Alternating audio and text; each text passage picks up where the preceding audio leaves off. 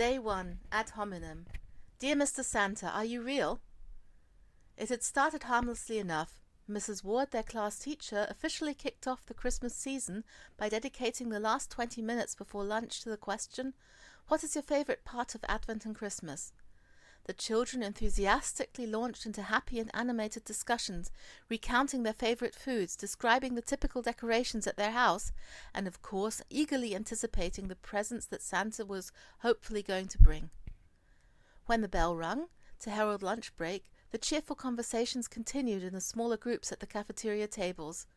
Chris was in the middle of a heated discussion with Evan on the critical question of the type of biscuits Santa preferred and whether milk or eggnog should be left for him to enjoy, when Tina suddenly chimed in with a scornful, "You don't seriously believe Santa exists, do you?" Chris and Evan were stunned silent for a moment while they took in the question that threatened to collapse their world. Because of course Santa exists. That was a truth universally acknowledged and handed down from generation to generation. A truth that was taught them even before they could walk and speak, and the evidence was apparent every year at Christmas in the presents that they received and the cookies and milk devoured by a hungry Santa. Or was it? So they had vehemently defended Santa's existence, bringing up anything they could think of that could make their case. But Tina remained adamant. She received presents at Christmas, she stated, but she had no chimney that Santa could come down, and there was no biscuits and milk that were laid out. She did not seem swayed by their protests that Santa's ways are higher than ours, that Santa could work miracles. Finally, Tina walked away, shaking her head deprecatingly. Evan exploded. "She is so arrogant. Who does she think she is? She acts so high and mighty, like she knows everything, but she doesn't. She resides in an ivory tower of books and theory, far away from the real world. Her knowledge is limited by what she has memorized, a real smarty pants, and she spoils all the fun when she sticks her nose into other people's business. Did we ask her to share her opinion? It is not even worth arguing with her. She is an annoying know-it-all who needs a reality check. All this proves is the absurdity of her claim. I mean, what does she know? Pah, absurd." Even though Chris liked Evan's point of view, and he did his very best to put the discussion out of his mind and return to the happy, expectant, and excited enjoyment of the Christmas season, he could not shake the nagging feeling that maybe Tina was on to something. But did she have to be so arrogant and so annoying? She really needed taking down a peg. Chris, short for Christopher, and Tina, short for Christina, had both just turned 8 years old and were the best pupils in their class. They were always competing and having interesting discussions about all sorts of topics during their lessons. Tina lived around the corner from him and was from Germany. He enjoyed the light-hearted rivalry and the way they exchanged ideas in class, and often were able to come to the solution to the teacher's question together, be it in maths or in history. But apart from that, he did not really think much about her. After all, she was a girl and a bit strange. But today he could not shake Tina's words, and felt an inkling of doubt rising in him. So he formed a plan. What better way to use the skills he had just read about in his book, Sleuthing Like a Pro by Sherlock Hardy, to discover the truth? This book was currently his favorite. His parents had given it to him for his birthday because he was so fascinated by mysteries, reading all the mystery books he could get his hands on. He would use this Advent to test his sleuthing skills and to try and uncover the truth of the matter. The obvious strategy was to try and stay awake the night before Christmas Eve and Christmas Day and catch Santa red-handed. But as he had heard several times and experienced himself, Santa was strangely elusive. Many had tried this tactic and failed.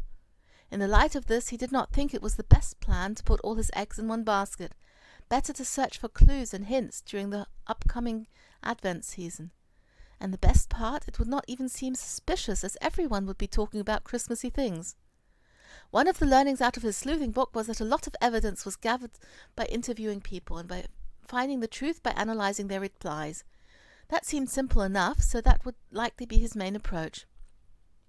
He decided to document his quest and his findings, so he took out an empty notebook he had been saving for a special occasion and started writing. Mystery. Does Santa exist? Who brings the presents in the night before Christmas? Ideas for figuring it out. Interview people, check books in the library, snoop around and see if any presents are hidden at home. Clues. He paused for a moment, realizing that he'd already had a discussion with Evan that day about Tina's alleged claim that Santa was fake. He sat back and closed his eyes to remember what Evan had said.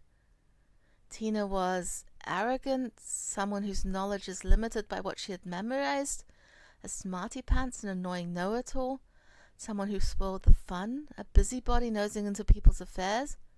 While he was inclined to believe that Tina was arrogant, and she certainly had spoiled the fun today, and certainly meddled in a discussion that was none of her business, now that his irritation had subsided somewhat, he was not entirely sure he agreed with Evan's assessment of her character. He started going through the statements one by one, racking his brain, trying to remember examples of Tina's behavior. With those memories, he wanted to validate the points. After a while, he suddenly realized, even if all of the points Evan raised were true, she still could be right about the fact that Santa did not exist, or she could be wrong. The statements did not even shed a bit of light on whether her statements were true, or even whether she was competent to know that. In fact, the statements were completely irrelevant to the question. He sighed and started another section in his notepad under the point Learnings. Learnings. Don't be lazy.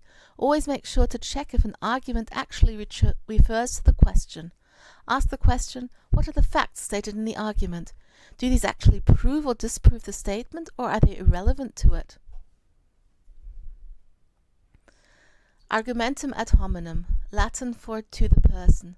With this fallacy, the speaker attacks the character, motive, or some other attribute of the person who is making an argument, instead of attacking the substance of the argument itself. Aim is to avoid the debate about the topic by creating a diversion to some irrelevant but often highly charged issue. The most common form of this fallacy is: A makes a claim X, B asserts that A holds a property that is unwelcome, and hence B concludes that argument X is wrong.